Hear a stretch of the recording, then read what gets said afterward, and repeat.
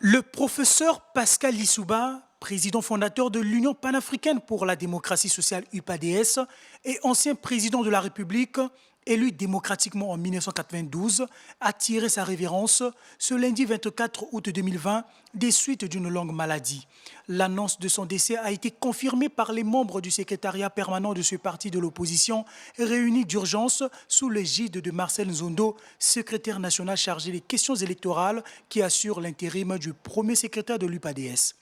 Le premier secrétaire de l'Union panafricaine pour la démocratie sociale, Pascal Tsatima Biala, a la profonde douleur d'annoncer aux militants et sympathisants de l'UPADS le décès du professeur Pascal Lissouba, président fondateur de l'UPADS, ancien président de la République du Congo, décès survenu à Perpignan, en France, ce lundi 24 août 2020. Au siège de cette formation politique, où les militants pleurent le président Pascal Lissouba, certains sympathisants du parti considèrent l'illustre disparu comme un modèle à suivre. Le président Pascal Lissouba est un modèle. D'ailleurs, c'est le premier docteur, le premier agrégé congolais dans l'histoire en Afrique centrale. Et c'est le premier président élu démocratiquement au Congo.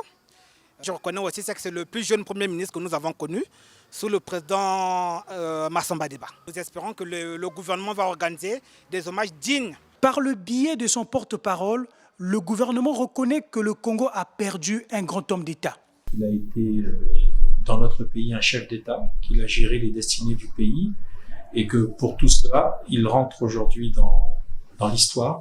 Les fonctions et les dignités occupées par le défunt, c'est à la famille biologique d'indiquer quelles sont ses volontés. Et je crois que l'État restera attentif à la position de la famille. Pascal Lissouba, qui a été rappelé à Dieu à l'âge de 89 ans, a dirigé la République du Congo de 1992 à 1997.